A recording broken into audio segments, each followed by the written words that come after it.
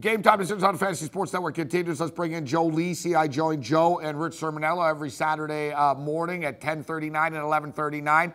They start the show at 9 o'clock. They've done a great job this year. Some great guests, former players, coaches, current coaches, including Terry Bowden. Congratulations to the Zips. Punched their ticket into a bowl game. So let's bring in Joe right now. Talk some college football. Great time of the year right now, Joe, for the college game. Next week, the stakes are going to be really high. This week, it's not quite as sexy with as many marquee matchups, but the games that are on the board are critical, including Michigan and Wisconsin, Virginia, and Miami. But let's start off with tonight's games with Buffalo and Ball State. Now listen, Buffalo Bulls, if they can win both games, they can go bowling.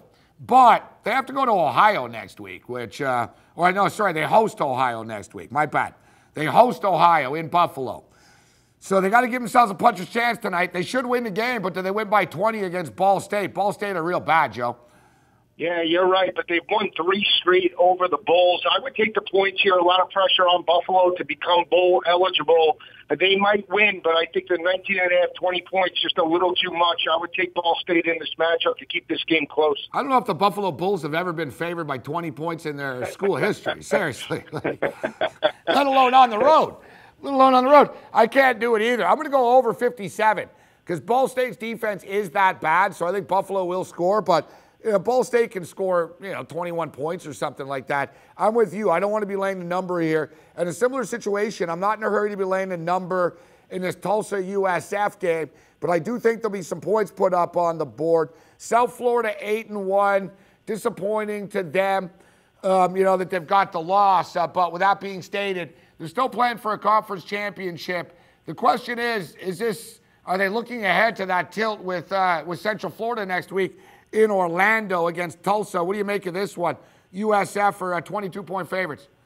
Yeah, I would lay the points here. I agree with you. I think there will be a lot of points. The over looks very appealing, but I would take South Florida. They're averaging 276 rushing yards on the ground. You look at Tulsa, they're giving up around 277 to opposing offenses. I think Quentin Flowers and that offense get healthy. I think they dominate this ballgame by 35 points or more later tonight. We should note, guys, South Florida scored 39 points per football game. Tulsa are giving up. Tulsa are giving up 38. All right, so Tulsa's defense has some problems. This game should be a track meet. I'm surprised the numbers come down a little bit. All right, so we got tonight's games out of the way, and I'll be betting both overs of these football games tonight. Let's talk about Michigan and Wisconsin. The bettors in Vegas are all week, man. They've been chipping away at the number on this, taking Jim Harbaugh's Michigan Wolverines. Michigan has held 7 of its 10 opponents to 14 points or fewer this year. Badgers are now 10-0 straight up, but only 6-4 against the spread. They've been an over machine, 7-3 to the over. The Badgers can actually score points, which I think surprises people. The Badgers average 36 points a game. They give up 13. Michigan scored 27, give up 16. The offense has been a little bit better with Brandon Peters at the quarterback position. Chris Evans starting to find a little bit of holes. Michigan's won 3 straight since that loss to Sparty. What do you make of this one with all the pressure on the Badgers? Yeah, I like Michigan here. I mean, I just think from a matchup perspective, the Wolverines' defense will keep them in this game from start to finish. They're holding opposing offenses to 110 rushing yards on the ground, and I like the way the Wolverines have been running the football over the last few games. They've had 11 rushing touchdowns, averaging right around almost 4 rushing touchdowns per game. And you look at Wisconsin offensive line, there are concerns that our center's injured. They might have to give way to a backup. That's the most important piece to the offensive line, as the center is responsible for all the line calls. Wisconsin might win, but I don't think so. I think the Wolverines strike the upset 14-10 over the Badgers and knock out Wisconsin from the college football playoff. Well, last week, Joe, we told you that Auburn was going to knock Georgia out of the undefeated status. And I tell you what, I'm feeling some magic and something crazy happening in Miami tomorrow, Joe. Listen, tomorrow. I'm so excited for the game on Saturday. It's only Thursday now. But with that being said, listen, Miami played Saturday night TV against Virginia Tech. Big hype. They play against Notre Dame. College game day is there Saturday night. Massive hype.